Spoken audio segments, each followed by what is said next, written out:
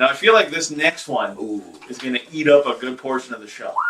So should we save it for the last question? Or what do you think? I'll just throw it out now. Let's give the fans what they want. Give them a little... The first two and the last two questions are the bread. Yeah. Here comes the meat of the episode. You ready for the meat? Who had better wrestlers? Ooh, Now, we're kind of just talking about that too, right? You got to think Evolution, Triple H, Ric Flair, pretty much. Put the one-on-one. Put the best one against the best one, and just go down the line. Triple H versus Bret Hart. I got Bret Hart. Yeah, Bret Hart's a way better wrestler. As much as I love Triple H. Owen versus Rick. Wow. Owen versus Rick. Oh my God. Has that ever happened? I'm trying to... Wow, I don't even think. Maybe it did, maybe it didn't, but wow. Owen Hart versus Ric Flair. Yeah. That'd be a great match. Great fucking match. Then just pick your poison. Who do you want? You want Batista versus the British Bulldog? They did. You know what? They had girths on Evolution. They had like they were like savages. Like compared to okay, let's say Batista versus British Bulldog. Those are the two biggest guys on both factions, right? But here's the thing. Here's what I would do from a wrestling standpoint, because he could also wrestle. British Bulldog. Yeah. So I would go him versus Orton and put Neidhart versus Batista. Even Owen Hart versus Randy Orton. Fuck, imagine Bret Hart versus Randy Orton. Honestly, like to me, Batista out of the four was probably the least best wrestler. Not to say he was the worst wrestler in WWE. Just compared to those three. But just compared to those three, and then comparing them to maybe better than Brian Pillman, but not better than Owen Hart, British Bulldog, and Bret Hart. Absolutely not. Jim the Animal Neidhart, maybe. All right. Who were the better antagonists? Evolution or the Hart Foundation? You gotta go this way. At the time when Hart Foundation was there, it was more or less a Canada versus USA divide. And every time they were in the US arena, which was probably 75% of the time. Yep. And that's being generous, because it probably was like 80 or 90.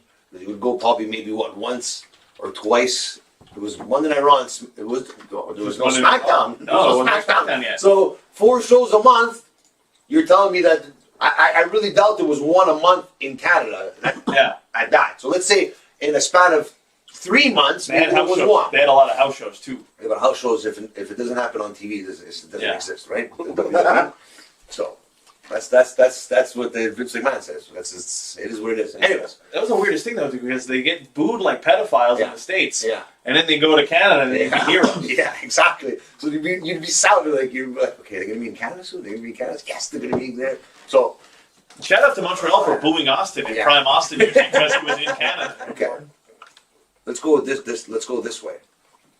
Here you go. 16-time world champion. Oof. 15-time world champion. Randy Orton's 14-time. Batista with 6, 7. I'm sure he had. Bret's 5. I'm sure Ric Flair has more than all of them combined. Absolutely. Owen Hart never won it. British Bulldog never won it. Brian Pillman never won it.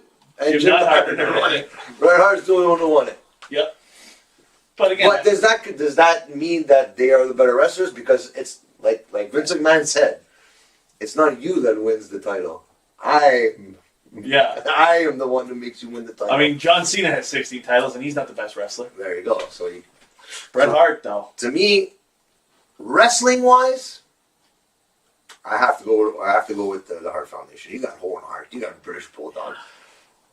Owen Hart, British Bulldog, and Bret Hart versus Ric Flair, Randy Orton, and just saying that, it's insane. Yeah. Next up. Who created more stars? Wow. Now, for those of you who aren't big on wrestling in 96, 97, in the Hart Foundation, you had Bret the Hitman Hart. You had Owen Hart. You had the British Bulldog. You had Jim the Anvil Neidhart. And you had the loose cannon Brian Pillman. The loose cannon Brian Pillman. That was the X Factor. He was the X Factor. Yeah. He was John Moxley before there was a John Moxley. Yeah, it's true. See that, John? / Dean Ambrose? You got that? Dictator John? Dictator John. Dictator John? Off topic, what's your favorite AEW theme song? Judas or MJF? Judas is great. I love You don't like that song. MGFs? I'm gonna fucking listen to that in the car. MGF's is great. I got listen to it.